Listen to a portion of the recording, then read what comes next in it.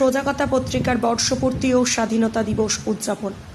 আজ 15ই আগস্ট ভারতবর্ষের ৭৮তম স্বাধীনতা দিবস এবং একই সাথে সোজাকথা নিউজের 11তম বর্ষপূর্তি। 10 বছর আগেই পূর্ণ দিন থেকে সোজাকথা পত্রিকার পথ চলা শুরু। তারপর বিভিন্ন ঘাত প্রতিঘাত অসহায়তাকে অতিক্রম করে সোজাকথা পত্রিকা আজ মহিরুহে পরিণত হয়েছে। ক্ষুদ্র গণ্ডি থেকে বের হয়ে যার পরিধি এখন রাজ্য স্তরেও বিদ্যমান। আজ পূর্ব বর্ধমানের গলসি থানার গোহগ্রামে সোজাকথা পত্রিকার মূল অফিস প্রাঙ্গণে বর্ষপূর্তি ও স্বাধীনতা দিবস মনোজ্ঞ পরিবেশে উদযাপন করা হলো। বিশিষ্ট অতিথি ডাক্তার সুমন্ত রায় বীর সৈনিক নেতাজি সুভাষচন্দ্র বসুর প্রতিকৃতিতে মাল্যদান করেন এবং পতাকা উত্তোলন করে অনুষ্ঠানের সূচনা করেন। স্কুল পড়ুয়া সহ অনেক কচিকাঁচার উপস্থিতিতে আনন্দমুখর হয়ে ওঠে প্রাঙ্গণ। সকলকে মিষ্টিমুখ করানো হয়। এই বর্ষপূর্তি অনুষ্ঠানকে আরও বেশি বর্ণময় করে তুলতে বিভিন্ন জ্ঞানীগুণী বিশিষ্ট ব্যক্তিরা তাদের শুভেচ্ছা বার্তা দিয়ে সোজাকথা শ্রীবৃদ্ধি কামনা করেন। কিছু বলবে না। আজ 15ই আগস্ট, আজকের দিনে আমাদের ভারতবর্ষ স্বাধীন হয়েছিল। এই স্বাধীনতা দিবসের উদযাপন আমরা পতাকা উত্তোলনের মধ্যে দিয়ে করব। সেই সঙ্গে আমাদের সোজাকথা পত্রিকার আজ 11 বছর পূর্তি হচ্ছে। বর্ষপূর্তি অনুষ্ঠানও আমরা করব। আমাদের মধ্যে উপস্থিত আছে এলাকার কচিকাঁচা, তার সঙ্গে বিশিষ্ট সমাজসেবী ডাক্তার সুমন্ত রায় রয়েছেন। ওনাকে দিয়ে আমরা প্রথম আমাদের দেশ নেতা যে স্বাধীনতা, যার নাম না করলেই নয়, আমাদের রয়েছেন নেতাজি সুভাষচন্দ্র বসু। ওনার গলায় মালা দিয়ে শহীদ বেদিতে পুষ্পার্ঘ্য করব, পতাকা উত্তোলন। আমাদের সোজাকথা পত্রিকার আজ 11 বছর পূর্তি হলো। এই বিষয়ে আপনার একটা শুভেচ্ছা বার্তা চাই। আমি আপনাকে বিশেষ করে মাননীয় পরিতোষশীল মহাশয়, যিনি এই পত্রিকা গোষ্ঠীর কর্ণধার, দীর্ঘদিন ধরে তিনি এই স্থানীয় স্তরের সংবাদগুলিকে সংগ্রহ করে আমাদের গণতান্ত্রিক ব্যবস্থার যে চতুর্থ স্তম্ভ সংবাদ মাধ্যম, তার যথার্থতা প্রমাণ করছেন। আমরা ইতিপূর্বে বিভিন্ন সময়ে পরীক্ষা থেকে শুরু করে মাধ্যমিক, উচ্চ মাধ্যমিক এবং বন্যা, মানুষের নানান ধরনের প্রাকৃতিক বিপর্যয়, সেই ক্ষেত্রে দেখেছি আপনাদের ভূমিকা।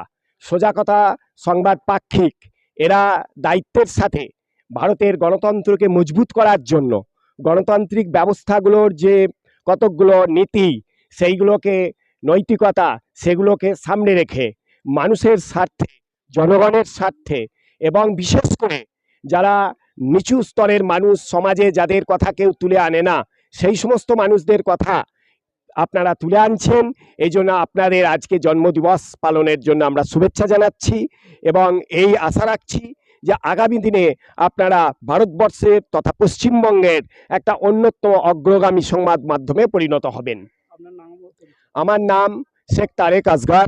আমি এই অঞ্চলের আদ্রাহাটি বনওয়ারিলাল সাধারণ শিক্ষা নিকেতনের একজন সহকারী শিক্ষক, পাশাপাশি আমি জাতীয় সমর শিক্ষার্থী অর্থাৎ ন্যাশনাল ক্যাডেট কোর এর এনসিসি অ্যাসোসিয়েট অফিসার এবং সামরিক বাহিনী থেকে প্রশিক্ষিত। আজকে আমাদের 11 বছর পূর্ণ হলো, তো সেই ব্যাপারে আপনি আমাদেরকে কী বার্তা দিতে চান? আজকে সোজাকথা পত্রিকার জন্মদিন। এই দিনেই পত্রিকার পথ চলা শুরু হয়েছিল। সোজাকথা ব্লক তথা জেলা ছাড়িয়ে গোটা দেশের আনাচে কানাচে নানা ধরনের সংবাদ আমাদের সামনে এসে হাজির করে। সংবাদপত্র এমনি গণতন্ত্রের চতুর্থ স্তম্ভ। তাই আজকের এই জন্মদিনে আমার তরফ থেকে অসংখ্য শুভেচ্ছা এবং এই পত্রিকার আমি শ্রীবৃদ্ধি কামনা করছি এবং এই আজকের এই মহৎ দিনে যাতে ভারতবর্ষে সাম্প্রদায়িক সম্প্রীতি বজায় থাকে এবং আমরা মহান বীর বিপ্লবীদের যাদের আত্মত্যাগে আজকে স্বাধীনতা এসছে তাদের সকলকে আমি প্রণাম জানাই এবং শেষ কথায় সবাইকে সোজাকথা পত্রিকার যারা কর্ণধার সাংবাদিক তাদেরকে আমার অসংখ্য শুভেচ্ছা। আজ 15ই আগস্ট সোজাকথা অফিসে এসেছেন, জাতীয় পতাকা উত্তোলন হলো। কেমন লাগলো আপনার? আগে প্রথম শুনি।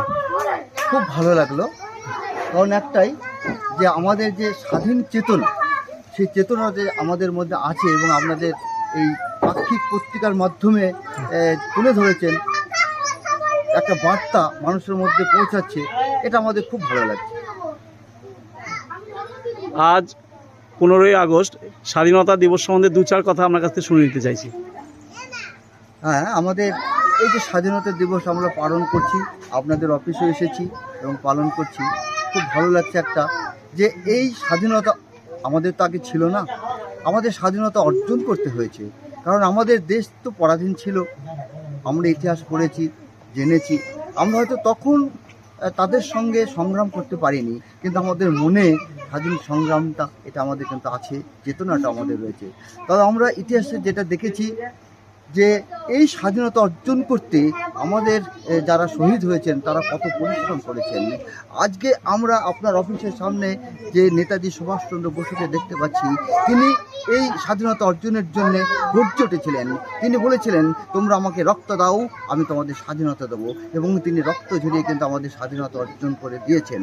আমরা তাই আজকে স্বাধীনভাবে চলাফেরা করতে পারছি। শুধু নেতাজি সুভাষচন্দ্র নয়, আমাদের মধ্যে বিনয় বাদল দীনেশকে আমরা জানি, মাস্টারদা সূর্য সেনকে আমরা চিনেছি, শুনেছি, এবং সেই সঙ্গে আমাদের যে মহাত্মা গান্ধী রয়েছেন, সহায়িকার যে একটা ভূমিকা রয়েছে এটা আমরা পড়েছি। এবং তাদের অক্লান্ত পরিশ্রমে, তাদের সংগঠনের মাধ্যমে যারা শহীদ হয়েছেন এবং স্বাধীনতা অর্জন করেছেন, এটার জন্য আমরা গর্বিত।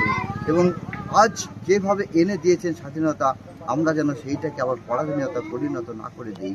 আমরা যেন স্বাধীনতাটাকে চেতনার মাধ্যমে জাগিয়ে রেখে আগামী দিনেও আমরা এর গর্ব অনুভব করতে পারি এবং গর্বিতভাবে আমরা ভারতবর্ষে, স্বাধীন ভারতবর্ষে বসবাস করতে পারি। আজকে তো আবার এই সোজাগতা পত্রিকার 11 বছর পূর্তি, সেই বিষয়ে কি বলবেন এই আজকের দিনেই?